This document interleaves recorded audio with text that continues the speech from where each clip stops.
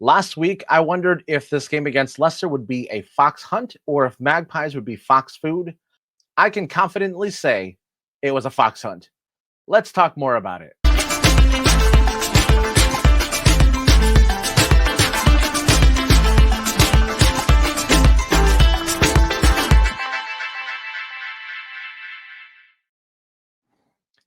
Hello, everybody, and welcome out to the Newcastle United Digest, the channel delivering you Newcastle content in bite-sized chunks. My name is Adam Snyder, and on this episode, we're going to talk about Newcastle's fantastic 4-0 win against Leicester on Saturday. I'll be breaking things down by first and second half. I'll give everybody our usual ratings by position, and I will give you my starting 11 and score predictions for our League Cup game against Brentford on Wednesday. After last week's loss against Brentford, Alan Shearer wrote an article for The Athletic accusing Newcastle of not showing up most of the time. And he couldn't have been more right. He said that good teams show up 9 times out of 10, and that has not been the case this season. Yes, they have had a lot of success against big teams, but as I've said in previous videos, you can't play against one certain type of team or group of teams in a certain table position. You have to turn up and give your all for every single game, and last week we did not see that. He also mentioned in that article that the effort to turn around bad form is a collective effort from everybody on the pitch. In Saturday's game, we definitely saw that collective effort from everyone who stepped onto the St. James Park pitch. Now, in the beginning, it wasn't the case. There were a lot of cheap giveaways that increased my anxiety when I was watching this game. There were a couple of errant passes from Jacob Murphy. There was the unnecessary spin move from Bruno. There were some unlucky slips by Tonali that led to some preventable giveaways and really upped my anxiety level. One of the things that I did talk about last week that I thought would increase my anxiety was not scoring for a while. I mentioned that we needed to get a goal pretty quickly in order to get St. James Park on our side, to get Leicester to chase the game a little bit, and also start to get our confidence back in a game. That didn't happen. We didn't score until the 30th or 31st minute, I believe. The reason I said this is because in previous games where we tried to break teams down, more time not scoring a goal meant that the defense was getting more confidence and being able to hold up against us and not being able to concede a goal. Newcastle had no plan on how to break down these teams that parked the bus. And it led to really lazy possession around the edge of the penalty area, these slow, predictable switches of field with no real desire to attack the defense. Saturday's game was very different, where we looked dangerous in every single offensive possession. After the game, Eddie Howe thought that every single possession that we had in the offensive third could have been a goal, and he was right. There were a lot of opportunities that we had. We had 27 shots and 11 of them on target. We were definitely not holding back this game. We were guns a-blazing from the word go. And when I see something like this, it's only a matter of time before we score. It's not a matter of if, it's a matter of when. In this game, everybody had the tips and tricks on how to draw defenders out and create space within the penalty area or just outside the penalty area. It resulted in some very dangerous chances, some that were squandered, and some that were just well defended afterwards that led to set pieces like the corner kick that we did score on. Another key that I had was to disrupt the Vardy party, and Newcastle were definitely Vardy party poopers. He was 100% neutralized in this game. He is one of the best strikers when it comes to movement off the ball and creating space for himself to receive crosses and passes. Today, he was unable to showcase that skill with one exception. There was one play where he was streaking into the penalty area and a cross was sent his way. Fortunately, Shearer was in the right place at the right time. He was able to block that service, and that basically diffused the best scoring chance that Leicester had all game long. The other point that I had was to create chaos around goal, and we did that all game long. Whether it was the sustained pressure that we had, we were asking questions of their defense, not just passing the ball around just for lazy possession. We were beating them on the counter and asking questions there. We were creating chaos and set pieces and asking questions there. In fact, the corner kick that we scored on was fantastic from many facets because it created a lot of chaos.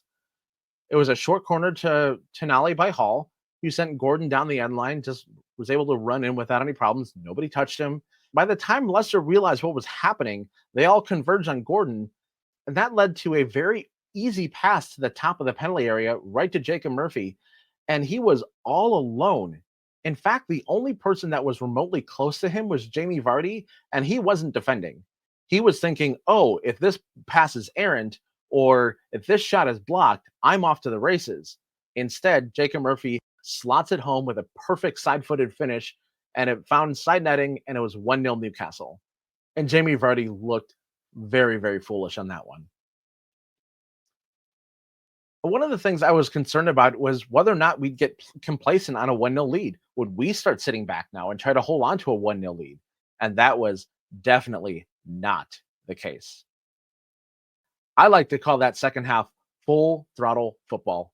Newcastle kept their foot on the gas and definitely did not sit on this 1-0 lead. In fact, of the 3 goals that we scored, 2 of them were scored in the first 5 minutes of the half, and the third within the first 15 minutes. Naturally, they slightly let off after this, made some subs, and they were able to rest some key players while keeping the pressure on Leicester. That's how you do it, especially when you have a busy week this upcoming week, where you have the cup game against Brentford on Wednesday, then you have Ipswich away on Saturday. So 3 games within a week, you go up 4-0, you can start resting your star players for one of those 2 games next week. One of the things that we saw a lot more of this game, and I was thankful to see it, was Alexander Isak was doing his best Alan St. Maximin impression. And in fact, he improved upon it because he was making defenders look like fools the entire time. There were several runs where Isak was able to collect the ball. He was able to nutmeg a couple, make some nice jukes, and break some ankles that they either led to a so-so shot on goal or they led to an easy pass to a streaking Jacob Murphy. And one of them was, well, he put it right over the bar, but more on that later. But it led to him being able to create chances for other people other than him. In fact, he got an assist, and I'll talk more about that goal in a little bit as well. Now, let's talk about the goals themselves because there were 3 good goals, and they were good team effort goals. The first one was 2 minutes into the second half. There's a free kick from about 30 yards out or so. Anthony Gordon takes it, finds Lewis Hall wide open just beyond the back post. How he's unmarked is beyond me. He's able to head it across the 6-yard box to the opposite post. There are 3 black and white shirts there ready and waiting for this one. Alexander Isak was also there, but at the time of the Lewis Hall header, he was in an offside position, so he stayed very stationary and did not get involved in the play. Had he got involved in play, it would have been offside, but he didn't. The other 3 were Dan Burn, Bruno Guimaraes, and Fabian Schär. Dan Burn kind of missed it or let it go, and Bruno was right behind him, and he was able to hammer that ball home on a header. And had he missed it, Fabian Schär was also right there and probably would have been able to do the same thing flat-footed because they were all wide open. It was such a well-worked free kick play, and it's nice to see that we're starting to score on these more and more often. It's really nice to see. And then 3 minutes after that, you get a goal from Alexander Isak. Wonderful. The link-up play between Anthony Gordon and Lewis Hall was on full display for this goal. They were playing 1-2s with each other the entire game, and it was amazing to see this chemistry on display. Murphy and Joelinton aided the switch to the left-hand side, and Gordon was practically waiting for this ball from Big Joe. As soon as he sees this pass, you can see Lewis Hall go into a dead sprint to make the overlapping run, and he arrived at the absolute perfect time. As he's releasing the ball to Hall, Gordon gets taken down in the penalty area, and if the pass doesn't get to Hall, it's a clear-cut penalty, and we know Isak's going to get that one. But fortunately, didn't get to that. Hall gets a cross in, and it deflects off a Leicester defender to a flat-footed Isak, who is just able to just sit here, minding his own business, and just heads the ball in. Perfect at head level, and just like that, it's 3-0. Then another 10 minutes go by, but we have 2 really good scoring chances in between. You have a good chance from Gordon, and then you have Isak making fools out of Leicester defenders again, dishing the ball off to Jacob Murphy. And at first glance, you thought, oh, Jacob Murphy puts this way, way high over the bar. But then I went back and watched it again, And you can clearly hear the ball hit the goalkeeper's glove, but for some reason we were only given a goal kick. So it was a great save, but it was given as a goal kick for some reason. And then in the 60th minute was the opportunity for Jacob Murphy to redeem himself. A wonderful build in midfield between Joelinton and Anthony Gordon spring this break into action and draws a host of blue shirts toward them.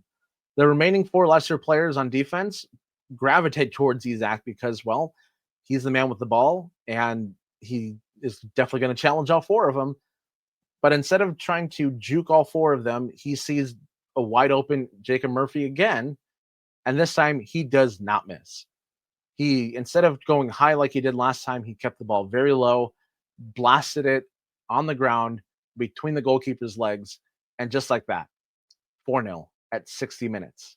You see Isak come off, you see Tino Livramento come off, you see Bruno come off, you see Gordon come off, and you see Jacob Murphy come off. He was able to make pretty wholesale changes and not really have to worry about whether or not they're going to keep the lead because by that time, game's over, and even Leicester waved the white flag, and they took Jamie Vardy off as well. It's been a while since we've seen such a decisive win like this, but when it does happen, it's so fun to watch, it's so satisfying, and it just lifts you up until the next game. And now that I've covered all four of these wonderful goals and the play that went into these goals, let's give my ratings by position for this game. And at goalkeeper, we're going to give Martin Dubravka a 10 out of 10. Dubravka had the easiest return to the Newcastle goal imaginable, where he was required to stop a single shot on goal in 4 attempts. And that shot, for a professional goalkeeper, the difficulty level was like a 4 out of 10 difficulty. It was a pretty weak shot, low to his left-hand side. He was able to get down and make a save, no problem. Defense, I'm going to give a 10 out of 10. The backline did a great job of shutting down a top-tier Premier League striker in Jamie Vardy, just like they did with Erling Haaland, and they've done it with others this season as well. And the best play by this defensive line was Fabian Schär's clearance when Vardy was looking for a surefire goal. Lewis Hall also did a fantastic job linking up with Anthony Gordon on the attacking side of the ball, and they created several dangerous chances with his crosses, including getting assists for the third goal. For midfield, I'm going to give them an 8.5 out of 10 for this game. The midfield did very well to control the center of the pitch on the defensive side of the ball, winning key battles, and they were also very difficult to break through on the counterattack. They also created a lot of havoc on the offensive side of the ball, and they happily got involved in offensive pushes during the run of play. The ones that come to mind are Tonali's acrobatic shot that hit the outside of the net, and of course, Longstaff trying to one-up Alexander Isak's footwork. And they weren't afraid to shoot the ball from outside the penalty area either. I mean, the only criticism that I really have for midfield were the cheap giveaways, especially Bruno not making the simple play. I mean, I get it. You're Brazilian. You want to make the spinorama. You want to make the flair play. You want the highlight reel play. I get it. But if you can't make the simple play, don't try to overcomplicate it. And that's what he did. The other issue I had was that Joelinton was kind of anonymous in the first half. It wasn't until the second half where he woke up and decided to play football, and he was very heavily involved in the goals that we did score in the second half. And for the forwards, I'm also going to give them an 8.5 out of 10. The front three played very well together. Gordon was working well with Hall on the left side. They created some amazing opportunities. Isak found his boss mode once again, making defenders look very foolish. He did get a goal, but it was not the result of that silky smooth footwork. He did use that footwork to good use to get an assist, drawing 4 Leicester defenders in to find a streaking Jacob Murphy for his second goal of the game. The reason this was not a 10 out of 10 game for them came down to the number of missed opportunities, particularly from Isak and Murphy, and Murphy's careless giveaways in the first half. And for set pieces, I'm going to give them a 10 out of 10. This is a game where they really didn't have to do a whole lot on the defensive side, so that part's covered. And on the offensive side, we have 2 set-piece goals. One of them from a corner kick that was played short, where Gordon found a wide-open Murphy at the top of the penalty area. That was very, very well executed. And then you have another very well-executed free kick by Gordon to Hall on the back stick, and he was able to get it back into the fray and find Bruno for a free header. And for substitutions, I'm going to give Eddie Howe and his staff an 8 out of 10 for this one. Once Newcastle was 4-0 up after 60 minutes, Eddie Howe went into squad preservation mode and took off a number of key players. I was a little bit surprised to see Eddie take off Bruno instead of Joelinton, especially with Big Joe's yellow card situations. Eddie Howe, after the game, mentioned that he told Joelinton during that substitution, don't get a yellow, don't get a yellow, don't get a yellow. 2 minutes later, Joelinton gets his fifth yellow card, means he's going to get suspended for the Ipswich game next Saturday. And the other reason I was a little surprised by that is I wanted to see if Bruno and Tonali could play with each other with both of them playing offensively. It would have been nice to see them log those minutes and get that chemistry together, but instead you had Joelinton, Longstaff, and Tonali. Tonali moving forward and playing that offensive role that Bruno was, and he showed what he can do with that acrobatic turn and nearly getting a goal on it. And then going back to the Joelinton yellow, in all honesty, this is probably the best week to get suspended for that, because this is one of those times where you're going to see Eddie make some squad rotation moves anyway. So take yourself out of contention and sit out Saturday against Ipswich. And that gives you carte blanche to play your best game and go full throttle during the Brentford game on Wednesday. When you tally everything up and you take an average of everything, it comes out to about a 9.2 out of 10. Eddie Howe's Mags put the pedal to the metal in this game, taking advantage of a Leicester side that is in the middle of a managerial transition. For this season, it's a rare win against a side struggling for form, and it is a glimmer of hope for future games to come against opposition around us or below us in the table. I'm not going to get into a full preview prediction segment for the Brentford Cup game on Wednesday, because a lot of what I had to say about Brentford was already said in a previous video. And I think that if they just execute on that, I think they're going to win this game. So I'm just going to go right into my predicted starting 11 and my score prediction for the game. Earlier this season, Eddie Howe emphasized the necessity to rotate the squad when Newcastle has 3 games in a 7-day period, and this is definitely one of those weeks. Especially when you had another midweek game the previous week. This is a very heavy workload for this team. So this is where you're going to see that squad rotation come into play. Obviously, Joelinton will be suspended for the Ipswich game, and Sean Longstaff is actually suspended for the Carabao Cup quarterfinal against Brentford because he picked up yellow cards in the previous 2 matches in the competition. This will have an impact on the selections that Eddie makes for the 2 games coming up this week. With that being said, here is my predicted starting 11 for the Brentford game on Wednesday. At goal, you're going to have the Greek international Odysseas Vlachodimos. I sense Eddie will rotate the squad a little bit, and I think the Greek international will get the start, especially after Martin Dubravka got hurt in this competition in a couple of rounds prior. On defense, I think you're going to see one change with Livramento starting on right, Sharon Byrne in the middle, and Kieran Trippier on the left-hand side.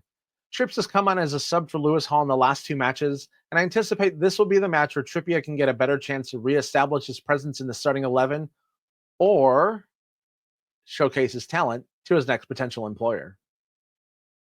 And in midfield, I think you're going to see the same trio that we saw against Leicester with Bruno, Tonali, and Joelinton playing this game. We're not going to see Sean Longstaff for this game. I don't think you'll see Joe Willock playing midfield this game. I think that Eddie will want to keep the same midfield because I think that Joe Willock will start him forward. And I think he'll take off Jacob Murphy for this game and preserve him for Ipswich on Saturday. Then you'll have Isak and Gordon to round off the front 3.